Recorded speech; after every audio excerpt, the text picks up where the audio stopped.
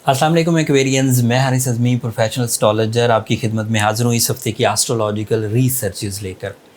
Astrologically 17 जुलाई से 23 जुलाई तक 23 तक 3 एस्ट्रोलॉजिकल इवेंट्स हैं।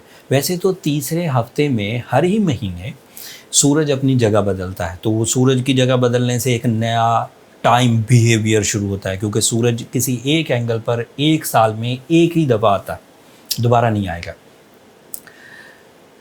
लेकिन इस हफ्ते कुछ बड़ा है। इस हफ्ते 3 इवेंट्स हैं।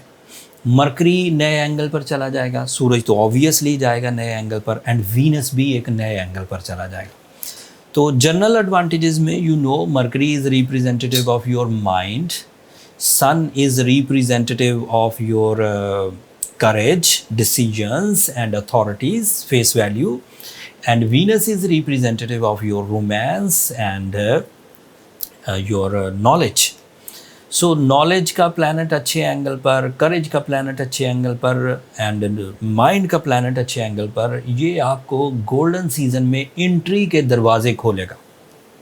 सो बीइंग एक्वेरियन, अगर आप तैयार हैं अपनी तरक्की के लिए, अगर आप तैयार हैं अपने टारगेट्स को फाइंड आउट करने के लिए, अगर आप तैयार हैं अपने रिलेशनशिप प्लेजर्स के लिए, अगर आप तैयार हैं अपनी फेस वैल्यू और इख्तियारात की जंग जीतने के लिए, तो दिस इज़ माई प्रेडिक्शन कि 17 जुलाई से 30 दिन आपके गैर मामूली हैं। इन इवेंट्स को सोलर सिस्टम में ब्लेसिंग्स का नाम दिया जाता है, क्योंकि इस पर किसी हुकूमत की ताकत नहीं है कि वो अपनी मर्ज़ी से ले आए, किसी इंडिविजुअल की ताकत नहीं है कि वो दिन तलू कर ले, किसी ग्रुप की ताकत नहीं है कि वो सूरज को एक फ्रेंडली बिहेव पर ले आए। ये रब ताला के यहाँ से ही होते हैं। एंड इन पर नज़र रखना होती है कि दिन कब तलू हुआ तो मैं अपने कामों पर चला जाऊँ, रात कब आ गई है तो मैं रेस्ट कर लूँ, बहार कब आ गई है कि मैं बीज बो दूँ। और इसी तरह रोमांस के सीजन्स अल्लाह ताला ने, जिसमें इमोशनल सेटिस्फैक्शंस आती हैं, बिलीव्स आते हैं, स्पिरिचुअल पीस आता है, ब्यूटी लविंग नेचर आती है। दीज आर द सीजन्स जो आपके सेक्टर्स ऑफ लाइफ को फ्लोरिश करते हैं, फ्यूल अप करते हैं। कभी स्पिरिचुअलिटी का सीज़न आ जाता है रमज़ान, कभी कुर्बानी का सीज़न आ जाता है ज़िलहज, कभी फुल मून हो जाता है जज्बाती कैफियत का, कभी दोपहर हो जाती है, पसीने निकलते हैं, एनर्जीज़ वेस्ट होती हैं, कभी शामें आ जाती हैं, सुहानी होती हैं, कभी रात आ जाती है, रेस्ट करने का टाइम, कभी दिन तलू हो जाता है, काम करने का टाइम। ये सब एक निज़ाम है जो टाइम जनरेट कर रहा है। एंड अल्लाह ताला के इस निज़ाम में जो 3 बड़े वाक़यात इस हफ्ते होने वाले हैं, वो 1 बाय 1 मैं बयान करता हूँ। आपके लिए सबसे पहला वाक़या 18 जुलाई को होगा, जब वीनस आपके 6th एंगल पर चला जाएगा। ये कैंसर एंगल है, कैंसेरियंस का हाउस है। वीनस एक इमोशनल प्लैनेट है, जब भी वो अच्छे फॉर्म में हो तो जज्बाती कैफियत को बढ़ाता है। And cancer area is an other emotional side. Venus का कैंसर एंगल पर आना जज्बाती कैफियत को फ्लरिश करेगा, उसमें अटैचमेंट्स प्रोड्यूस होंगी, लविंग स्किल्स आएंगी, ह्यूमर आएगा, कंप्लेंट्स ख़त्म होंगी, प्लेजर बढ़ेगा, पीस ऑफ माइंड इंक्रीज़ करेगा, एंड इसी तरह के दीगर डिसीजंस जिससे चाहे सोशल कनेक्शंस बने, चाहे one on one relations develop हों, both are possible. And Venus is also representative for the Aquarians only comfort of life. सिर्फ एक्वेरियन के लिए अगर वीनस अच्छा हो तो घर की तब्दीली, घर की खुशियाँ, प्रॉपर्टी में फ़ायदे, ये सब मिला करते हैं। And Venus is also representative for the Aquarian for higher education. जो तालीमी एक्टिविटीज़ हैं उनमें भी वीनस अच्छा रोल अदा करता है। And Venus is good from 18 July so on. But दूसरी खबर इससे बड़ी है। मरकरी आपके 7th एंगल पर आ जाएगा।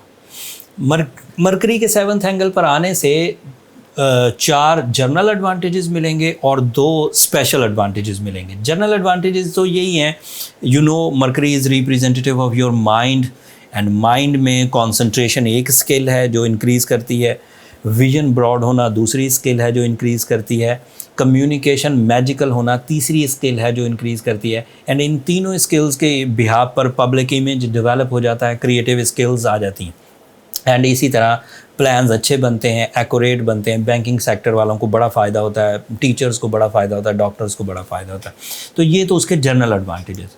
बट एक्वेरियंस के लिए इसके कुछ स्पेशल एडवांटेजेस हैं, जैसे it is representative of your fifth angle. Fifth angle means तालीमी काबिलियत। तो मरकरी अच्छा हुआ तो तालीमी सरगर्मियाँ बढ़ेंगी। Fifth angle is angle of family life, तो हाउस वाइफ्स को ग्रोथ मिलेगी। मरकरी अच्छा हो, ये स्पेशल है, एक्वेरियन फीमेल्स के लिए ये ग्रोथ करेगा। एंड नाइतफाकी ख़त्म होगी, आपसी शिकायतें ख़त्म होंगी, फर्मा बरदारी मिलेगी। अगर आप सीनियर मेंबर ऑफ फैमिली हैं तो औलाद की तरफ से, बच्चों की तरफ से, या जूनियर मेंबर्स की तरफ से, एज में कम है मेंबर्स की तरफ से आपको फर्मा बरदारी मिलेगी। एंड आपकी तरफ से उनकी फलाह व बहबूद का काम हो सकेगा, आपकी तरफ से उनके लिए अच्छे डिसीजंस हो सकेंगे, तालीम व तरबियत के हों या कैरियर मेकिंग के हों, तो आप उनके लिए अच्छा काम कर सकेंगे। तो ये दोनों फ़ायदे मरकरी के आने से। तीसरा फ़ायदा ये है कि when the mercury is in good season तो लॉसेस रिकवर होते हैं for the Aquarians. Litigation type की चीज़ें, तोहमतें रिकवर हो जाती हैं।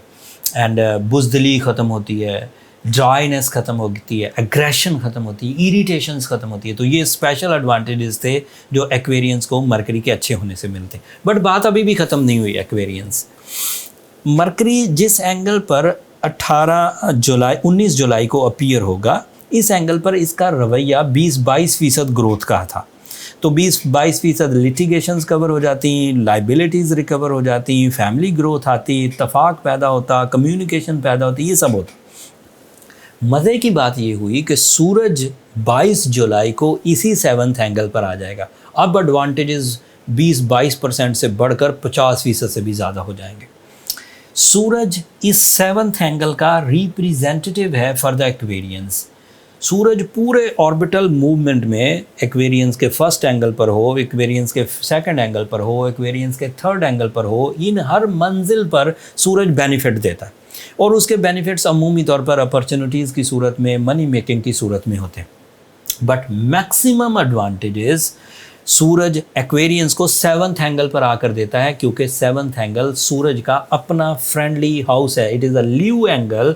जब सूरज इस जगह पर हो तो हम एस्ट्रोलॉजिकली उर्दू में कहते हैं कि सूरज शर्फ के मकाम पर है।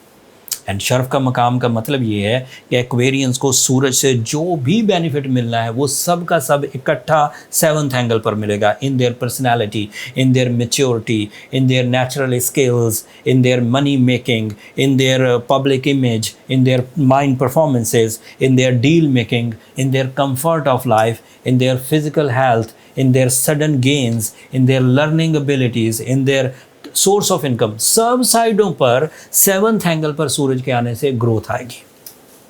बात अभी भी ख़त्म नहीं हुई। एक्वेरियंस मरकरी और सूरज मिलकर मैरिट्स क्रिएट करेंगे। Merits of your partnerships, merits of your love relations, merits of your life partnership relations, merits of your family, merit of your lifestyle, merit of your face value and accurate होंगे, regrets नहीं आएंगे।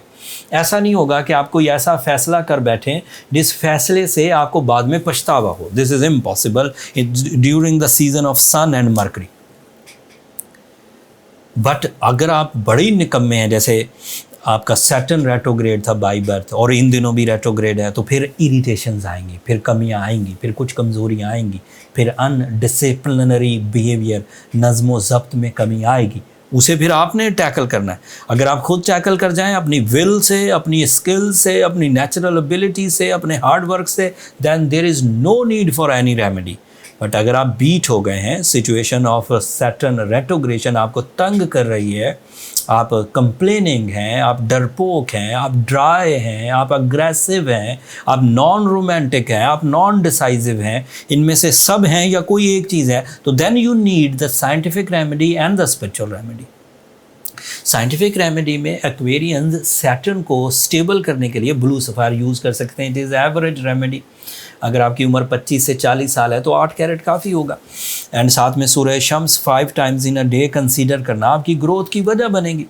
But अगर आप ये already कर चुके हैं और चीज़ें रिकवर नहीं हो रही, तो that means you are exist in weak group of Aquarian, and उसकी जो नेगेटिविटी है, उसकी जो सेंसिटिविटी है वो बढ़ गई है। उसको चेक करने के लिए एस्ट्रोलॉजर्स के पास जो बेसिक डायग्नोसिस फार्मूला होता है वो बर्थ चार्ट कैलकुलेशंस हैं।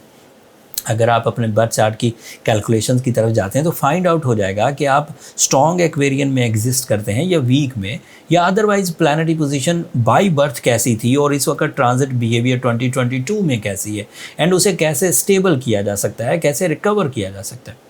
बर्थ चार्ट कैलकुलेशंस अगर आप एस्ट्रोजेम्स के फोरम से कराना चाहें तो ये नंबर नीचे चलते रहते हैं, आप इन पर रब्ता करके अपने लिए टाइम ले सकते हैं, बट वो फ्री फोरम्स नहीं है एक्वेरियंस, होपफुली आप अंडरस्टैंड करेंगे।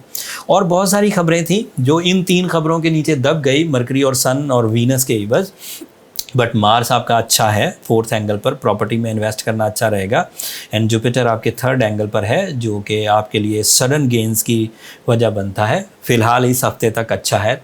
28 जुलाई को रेट्रोग्रेड हो जाएगा, आपका रूलिंग प्लैनेट भी रेट्रोग्रेड है, तो आपको फिर रेमेडीज़ की अशद ज़रूरत पड़ेगी। अगले हफ्ते रेट्रोग्रेशन ऑफ जुपिटर पर मैं इंशाल्लाह वीडियो ज़रूर दूंगा। एक वीडियो मैं ऑलरेडी बना चुका हूं, डिस्क्रिप्शन में उसका लिंक दे दूंगा, एक नज़र उसे भी देख लीजिएगा। अब अपनी तवज्जो अपनी तैयारियों की तरफ दीजिए। मेरी कोशिश तो है ये वीडियो आपको ईद से पहले मिल जाए, बट अगर लेट हो जाए तो परेशान मत होइएगा। ये जो वीडियो है ये है 17 जुलाई के बाद का season, but after the Eid आपको कमर कसना पड़ेगी, आपको अपने सीट बेल्ट्स बांधने पड़ेंगे। You are ready for the take off Aquarians. अपनी तैयारी मुकम्मल करिए। अपनी दुआओं में मुझे और मेरी टीम को ज़रूर याद रखिएगा। आपकी दुआएं, मैं 1 दिहाई हो गई तकरीबन 10 साल से जब से सोशल मीडिया पर हूँ, तो आपकी खिदमत में हमेशा ही वीडियो के एंड पर कहता हूँ अपनी दुआओं में मुझे याद रखिएगा, मेरी टीम को याद रखिएगा। ये तो ज़िलहज का सीज़न है, सो आपकी दुआएं, उनमें स्पिरिचुअल इम्पैक्ट ज़्यादा होगा, वो हमारे लिए बहुत कीमती हैं।